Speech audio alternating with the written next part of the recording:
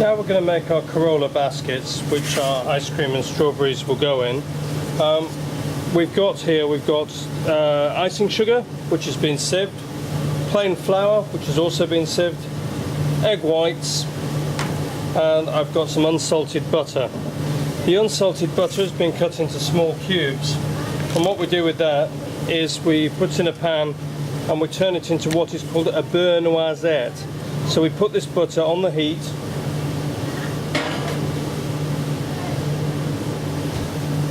and it cooks until the solids in the butter turn nut brown. Here's one you see I did earlier, and you can see in the bottom there of the pan you've got the wave from the butter which has turned a nutty colour, and that will give wonderful flavour to our baskets. Okay, so what we're going to do now is we want to combine our icing sugar and our egg whites. So icing sugar into the bowl, being a little bit careful not to send it everywhere. Egg whites in next. This will make a lot of the basket mixture, but it keeps very, very well in the fridge. We're up to 10 days, absolutely no problem. Once I've got that together, we're going to actually just mix that. What I always tend to do is just by hand start that combining, because otherwise what you'll find is that when you turn the machine on, you will send icing sugar absolutely everywhere.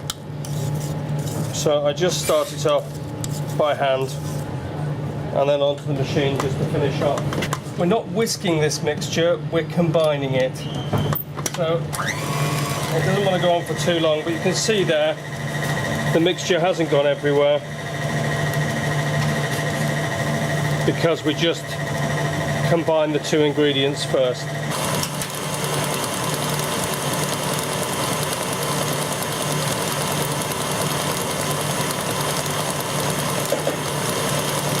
But it's important when you do this that you just give the butter a little bit of a scrape, because we want those lovely nutty brown bits into our final mixture. And make sure they come out, and then that's going to go down the side of the machine.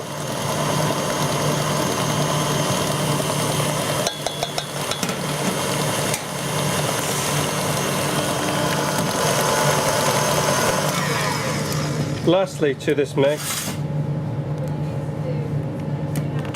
we're just going to add our sieved flour.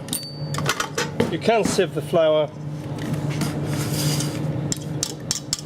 You can sieve the flour directly in if you choose to, but I've sieved this first. In we go. And again, we're not working this mixture particularly. We just want to bring it together. And that's our basket mixture done. And that will just now stand in the fridge until required, and it will thicken up slightly at that temperature. These are the Carolla baskets. What we've got here is our Carolla mix, which has been allowed to set overnight in the fridge. It's still quite liquid, it's going to be quite liquid, but we want that because we're going to spread that with a spoon in a moment. We've also got there a flat baking tray. Our oven is preset on 160 degrees, and the flat baking tray has a siliconized baking mat on it. So what we want to do now is spread our mixture onto the tray. So we give the mixture a stir up to start with, make sure it hasn't settled out. And then what we're going to do is put 4 on each tray, and we put a spoon on like so. Just spread it with the back of the spoon. Your tray needs to be cold each time, so when you're making a lot of these, we're making 50 up today, you want to make sure your trays are cold in between. We have a blast chiller here at college, but if you don't have a blast chiller, just make sure that you either use a fresh tray or you allow the tray plenty of time for it to cool. Otherwise, when you put the mixture on, it will spread and you will end up with badly shaped baskets. So that's 3 and 1 more. I also find that overloading the tray is a mistake, and you will get the baskets running into each other, and then they become difficult to separate. So you want to just keep 4 to a tray. You can get up to 6 trays on the go at once. It's not a problem as you get more confident in doing these baskets. If you choose to, you can put a few flaked almonds around the edge. You don't want too many. You can equally use nibbed almonds if you wanted to, but we'll just put a few flaked around, and that will be our presentation side of the basket.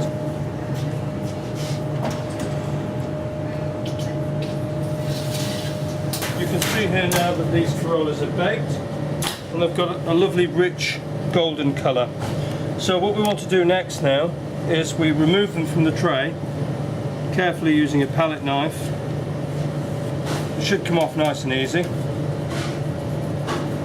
And then once they're off, you place them over the upside down Dario and hold them firm. You want to hold them firm for 5 seconds and then carefully peel your cloth off there, but leaving the Carolla on the Dario, and then go to the next one. Now, if you don't work very quickly, what will happen is the Carollas will actually set back up on the tray and go solid, at which point if you try to mould them, you're going to shatter them. So if they do turn brittle on you, you can just pop them back in the oven for 3 or 4 minutes and they will be pliable again to mould. You should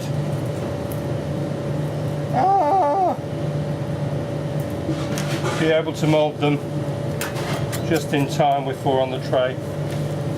He says, seeing if you can. Yeah, see that one's going brittle out.